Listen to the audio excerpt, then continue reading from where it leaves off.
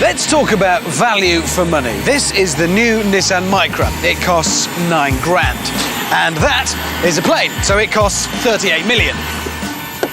It's got steps and a door like any other plane. But there, the similarities end. It's a Boeing 737, usually full of 100 or so sweaty people all sharing the same toilet.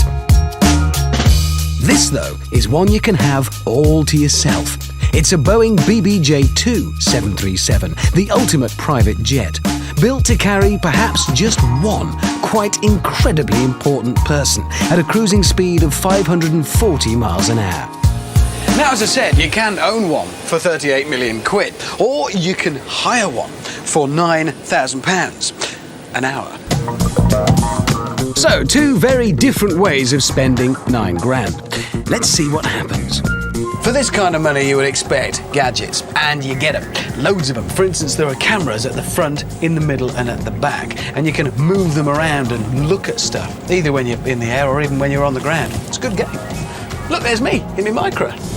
Now, call me intuitive, but I suspect that the plane probably won't be great value for money at that price. But what about the new Micra?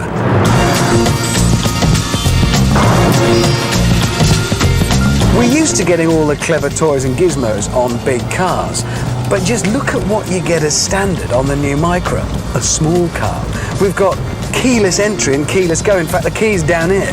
Don't need it, spare. To get in or to drive the thing. Until recently, you only got that on something like Mercedes S-Class. I've got rain-sensing windscreen wipers. Again, big German executive territory. CD player, climate control, electric windows everywhere. You can have 4 airbags, all as standard on the Micra, for £9 grand. The interesting thing is that the original Micra, when it was launched in 1983, cost the equivalent of £9,000 in today's money. So the same price. But, well, what did you get? 4 wheels, couple of seats, couple of doors. I mean, basically it was slightly better than walking and it kept you dry. That was it. So, the £9 grand car of today brings a lot more to the party than the £9 grand car of 20 years ago. Well, that's takeoff. £9 grand an hour and the clock's ticking. I'm not going to waste it reading the paper. Now, I could watch a movie on any one of the plasma screens, but I can't think of one that lasts less than an hour. So instead, let me tell you something from the brochure. It's about choosing the spec of the interior of your BBJ-2. And it says that some customers might prefer to have a more functional layout to the interior. And that can be done apparently for as little as £5 million. It's going to be a real student bedsitter, that, though, isn't it? Rough. Do you know, everyone goes on about German build quality, and sure, it is very, very good. But spend a bit of time with this and you get a reminder of what Japanese build quality has become about. And it's this: where the Germans would perhaps build it from girders, the Japanese in the Micra, the build quality is enough. And I mean absolutely, precisely and completely enough. You don't want any more, but there's nothing wasted. And best of all, the Micra is now built in a factory that enjoys a worldwide reputation for absolute efficiency. And it's in Sunderland, in Britain. £3 grand, that was. Thank you. That's good. That's very good. We've talked about value for money, and the Micra gives a lot, but that's not the whole story. There's the other side of it, personality. And that comes largely from the looks, which are, frankly, a bit risky.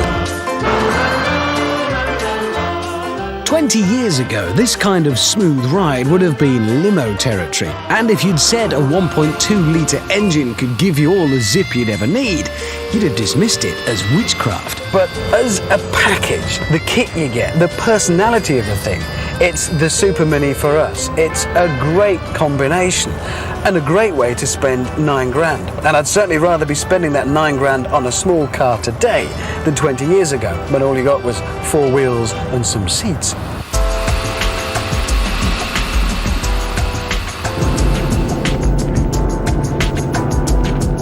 As for the plane, in my £9,000 hour, I only managed to fly from Farnborough to Leeds, which is hardly one of the world's great journeys.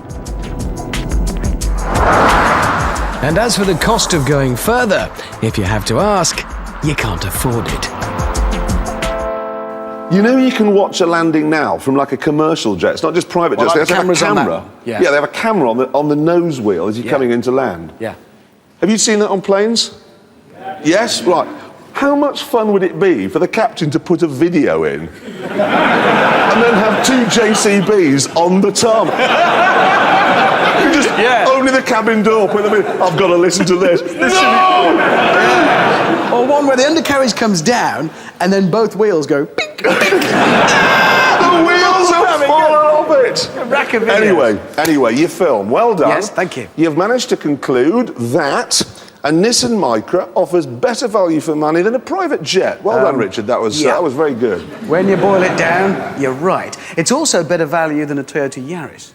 Yes, but a Toyota Yaris is a better car. Again, I fear you're right there, Jeremy. This is true. Actually, it gets worse as well, because since I did that, I've been a bit of delving around on the internet, and I found a website of people who own Micras, the new one, and it turns out that there's been a few problems with reliability and build quality. The one thing you said was very good. Yeah, that's kind of the way. Okay, fair enough. So in other words, the adverts they ran for this, do you remember that Speak Micra thing they did, when they combined two words? They got simple and technology for simpology, and luxurious and affordable for luxurable. Do you remember that? Yeah, they take the first bit of the first word and the second. Exactly. Yeah, and it turns out to have been shiny and bright all along. Which